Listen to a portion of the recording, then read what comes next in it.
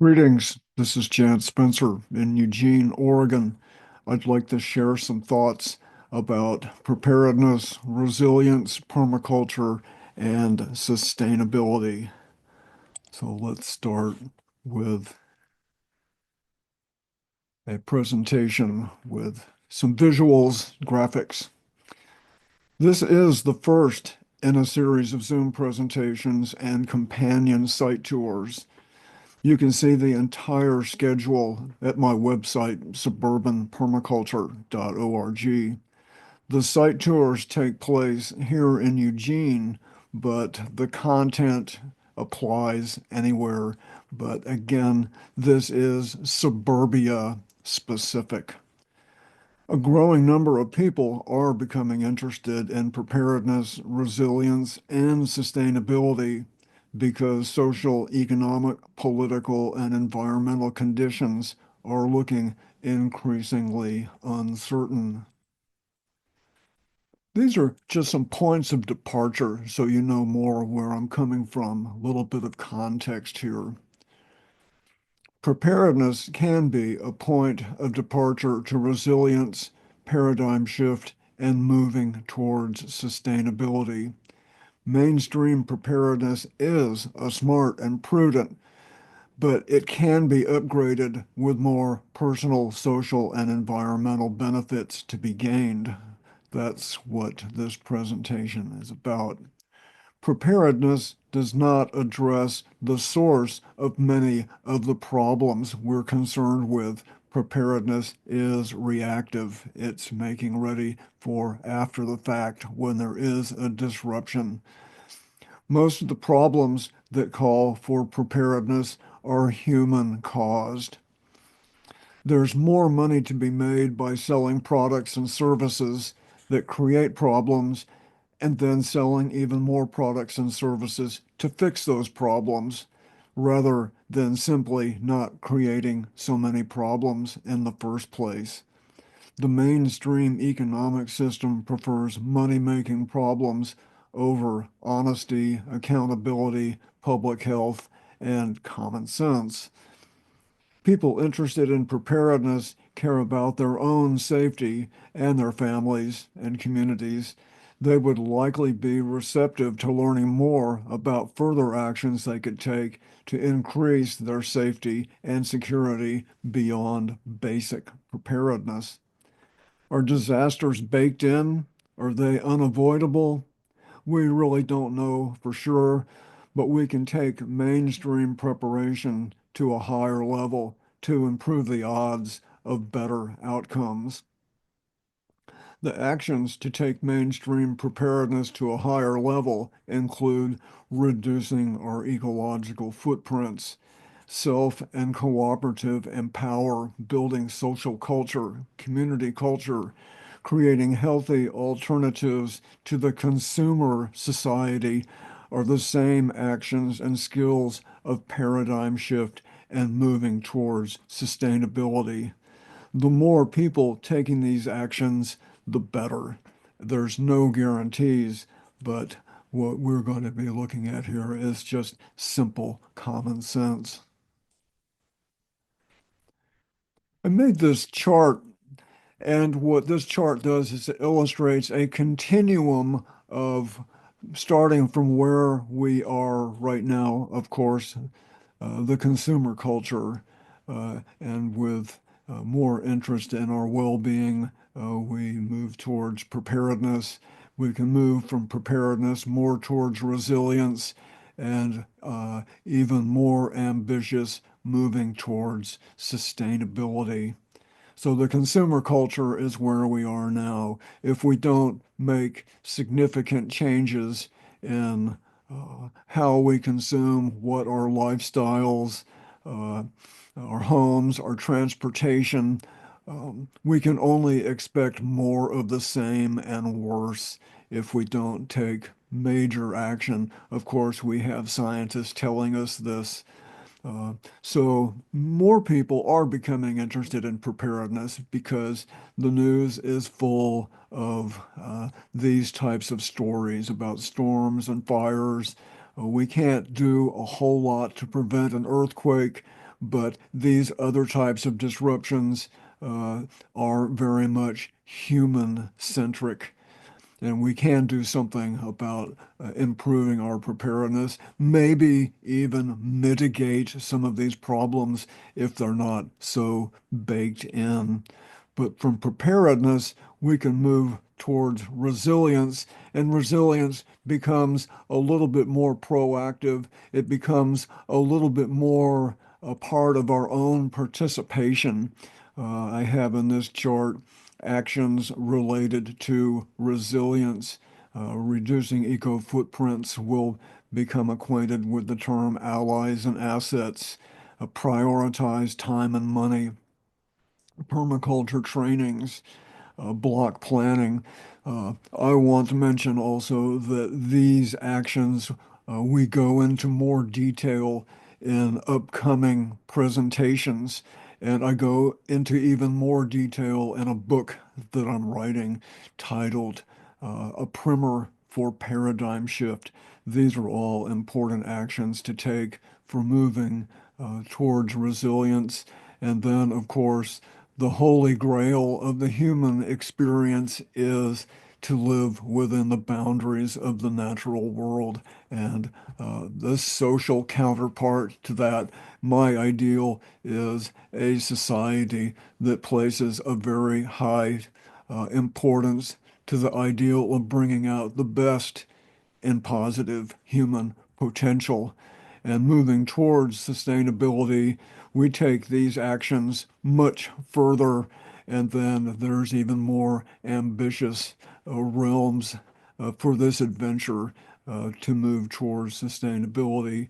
We don't completely know what sustainability looks like, but we sure have some good ideas, and we know what is not sustainable. Our current consumer culture is not sustainable, and a good case can be made that I do in my book that it's not even a good idea anyway.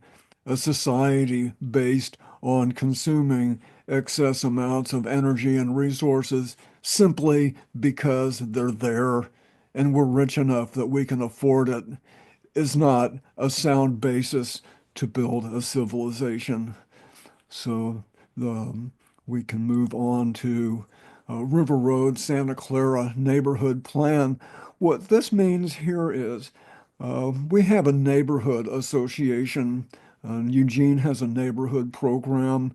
I'm on the board of my neighborhood association. We meet, have a public meeting once a month. We have a board that meets once a month.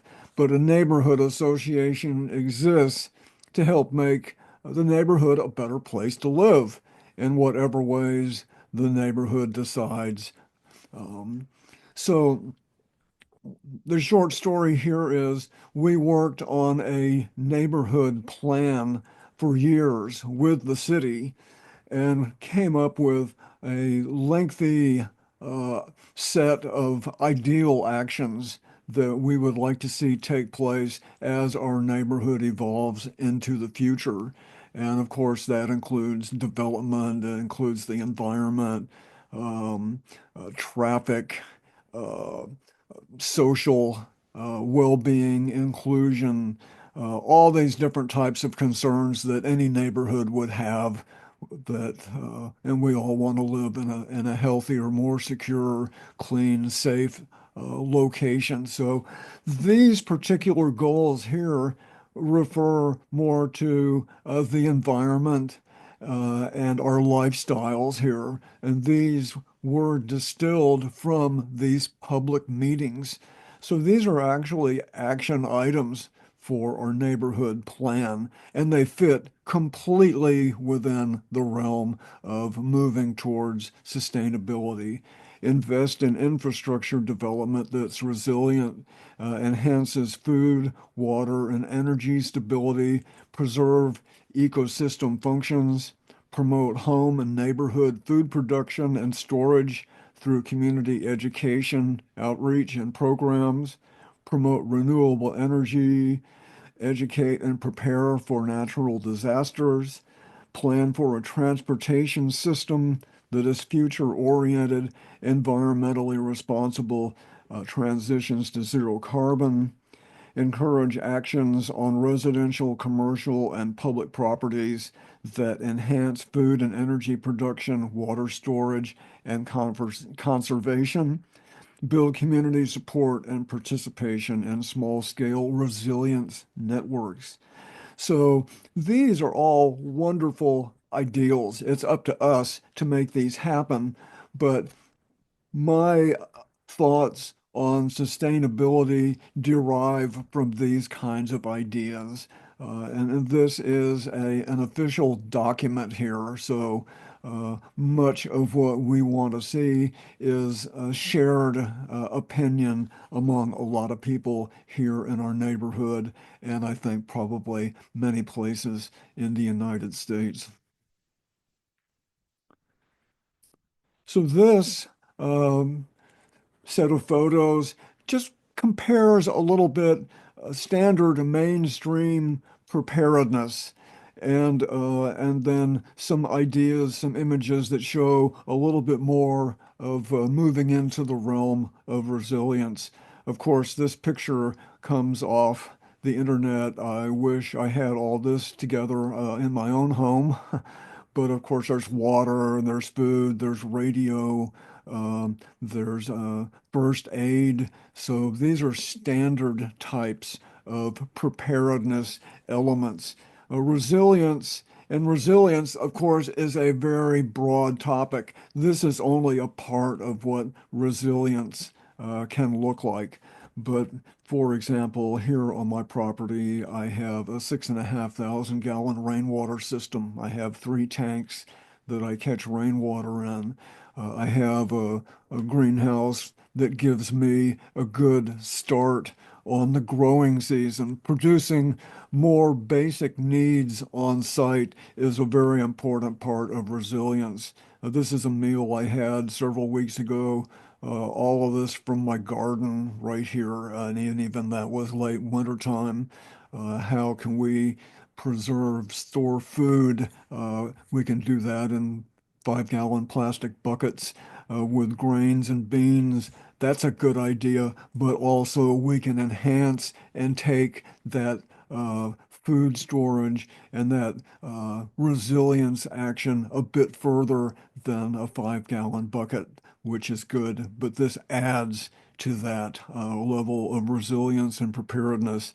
And of course, perhaps the most important element of moving into resilience is building strong relationships with our friends and our neighbors, people in the community. And these are still other elements of resilience and moving towards sustainability. Again, we'll go into more detail in further Zoom presentations, and my book goes into, of course, even more detail. But this picture here shows the footprint calculator, the global footprint network asks you questions about your lifestyle so you can get more of an idea of your level of consumption. How many planet Earths would it take for everybody in the world to live like you? This could potentially be a little bit of a shock. And of course, the average footprint of average American is the largest in the world. This is a big reason why we're having this discussion about preparedness in the first place. Human activity is accelerating and expanding disasters and disruption. We know that. So reducing eco footprints is a huge part of resilience and sustainability. Permaculture, you can go online and learn more about permaculture. It's a system of concepts, ideals, uh, principles for taking care of human needs in ways that are friendly to people and planet. Permaculture is a huge part of sustainability and moving in that direction. I also like the wisdom of the world's great spiritual traditions, not the religion part, but these are the social, ethical codes of the world's great spiritual traditions: care for the natural world, modesty of lifestyle, service to the community, uplift of the spirit, accountability. These are wonderful ideals to base our lifestyles on, wonderful ideals to base an economic system. We'll learn more about block planning. One of our site tours we'll be taking in a month is to East Blair Housing Co-op in Eugene, and we'll see what block planning can look like. Allies and assets in the community. Almost every organization in any community exists to help make the community, a better place to live. They're all on the same team. We'll go into more detail on allies and assets in a future uh, Zoom presentation over the next couple of months. City programs, map your neighborhood, community emergency response team, neighborhood watch. These are all excellent programs. And again, they can be enhanced to move from standard preparedness into more the realm of resilience. We'll go into more detail about these city programs in a future Zoom presentation. Another action that I really like very much is how do we invest our own time and money?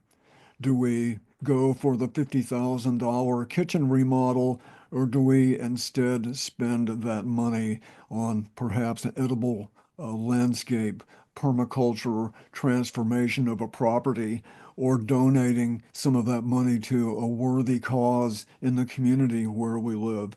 We'll do more investigation of time and money in the near future.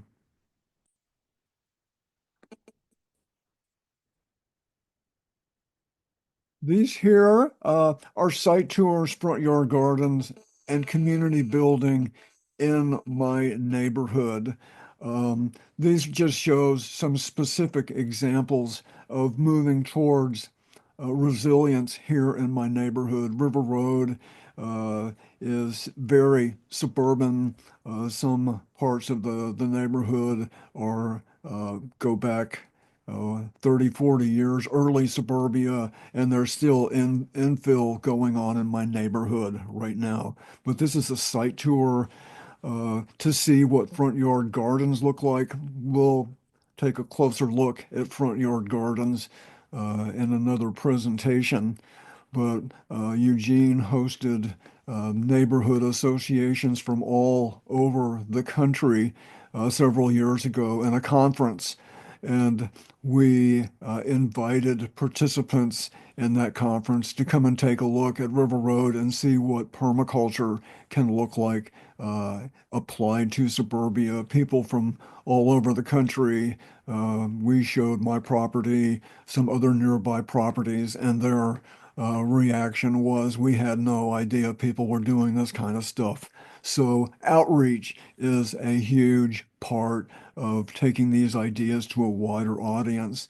And one of the presentations later on, I think in August, is specifically taking these ideas to a wider audience. This is community building in our neighborhood. This is what a site tour can look like. This is actually my backyard right here. We'll be doing a site tour here at my place this coming Saturday, actually. This is more pictures from my neighborhood. Almost any neighborhood has something there that can bring people together.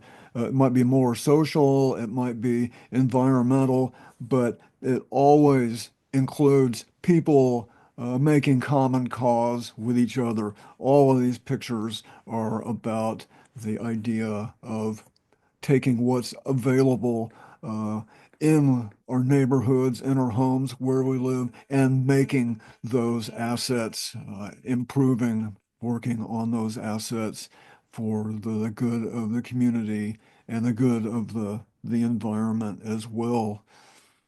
This is a schematic of my own suburban property. This is a quarter acre property. This is my main house right here.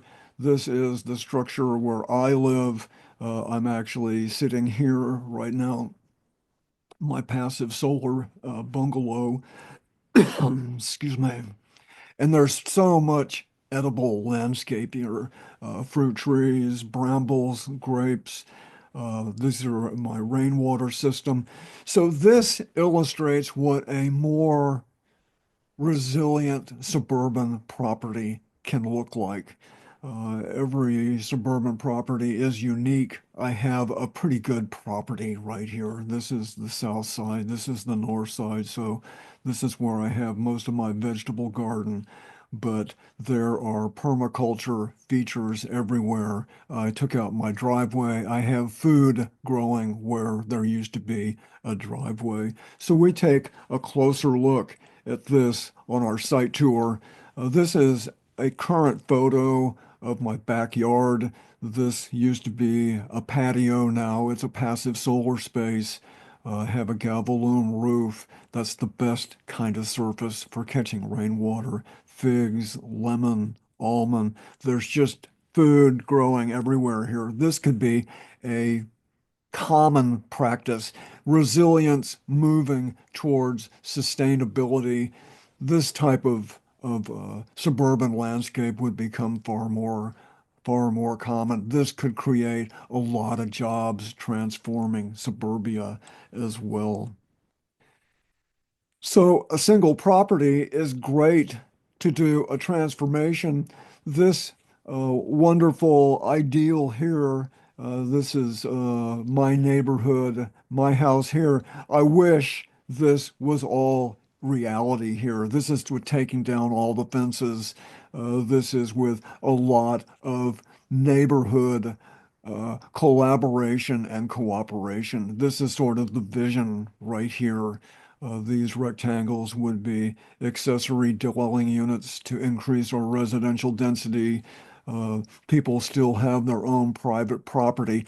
In a future presentation, we'll take a closer look at this type of suburban redevelopment. We'll take a look at East Blair, N Street Co-op in Davis, California, where a good chunk of what you see here is actually happening there in Davis and several other places too.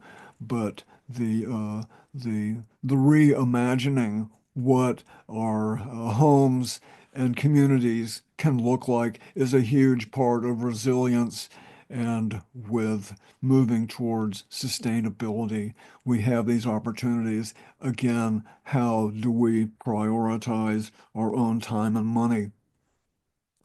And this is another idea that is gaining traction here and there all over the country, building on parking lots.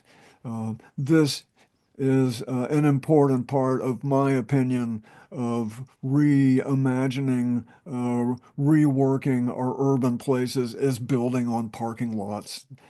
Something like in the United States, there's 9, 10 parking places for each car.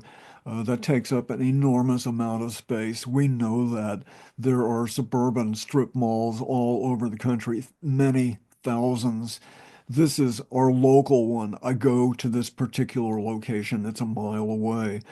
So we build commercial, residential in the parking lots. This becomes a sort of micro downtown with needed services. We can add the types of services we don't have so much locally, affordable housing. Uh, the places for residential could have loaner cars. It could encourage people to be car free. The transportation along our main street here, River Road, could be safer so people more felt like walking or riding a bicycle. This is, of course, enormously ambitious, but it's so common sense that people are already tactical renovation of our urban and suburban places. We'll see a little bit more, learn a little bit more about this idea of building on parking lots in another presentation. Just a few more slides here. And this is one of my favorite places. This is Kailash Eco Village in Portland. This is up the road in Portland.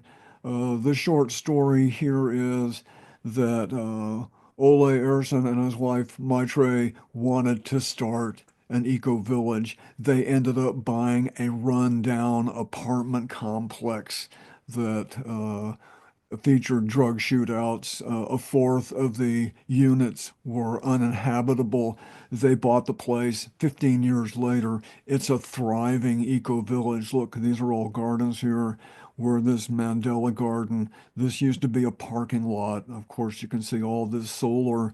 So people are learning and participating in making their nearby community a place that is more resilient, moving towards sustainability, learning all kinds of life skills for bringing about a desired outcome for where they live.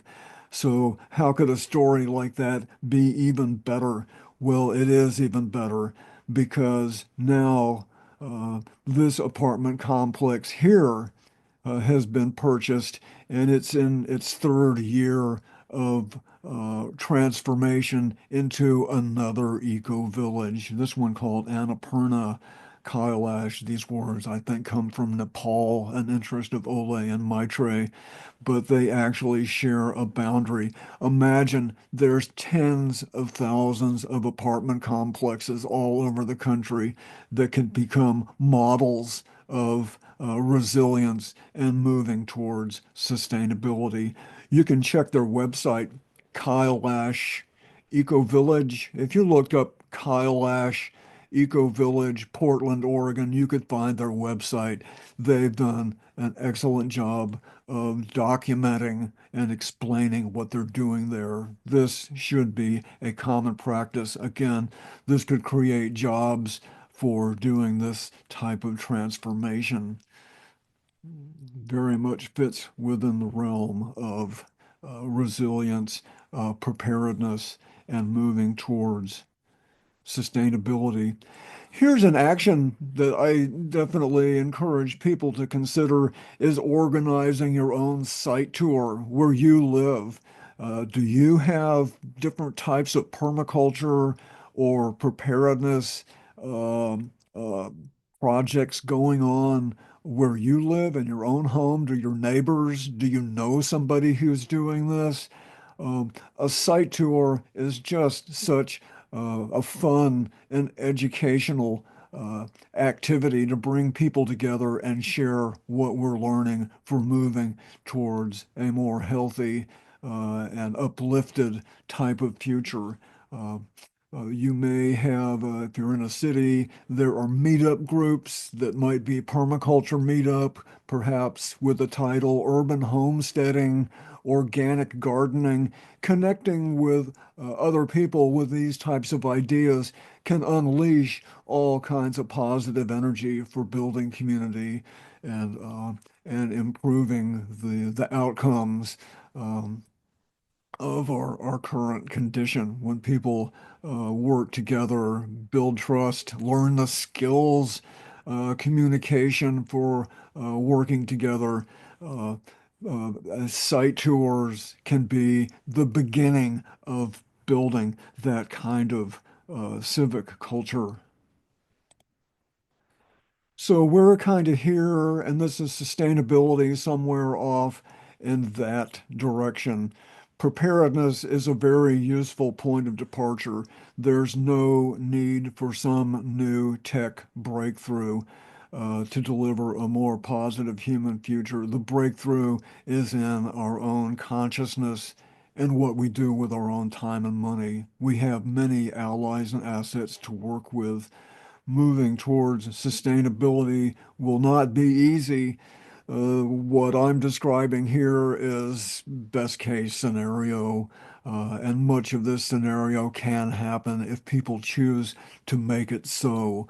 But this is not going to be a transformation that we won't notice. People will need to participate, and but paradigm shift and moving towards sustainability is the logical destination of preparedness, and it is an accessible action that we can take part in our own selves. Positive human potential is our greatest renewable resource.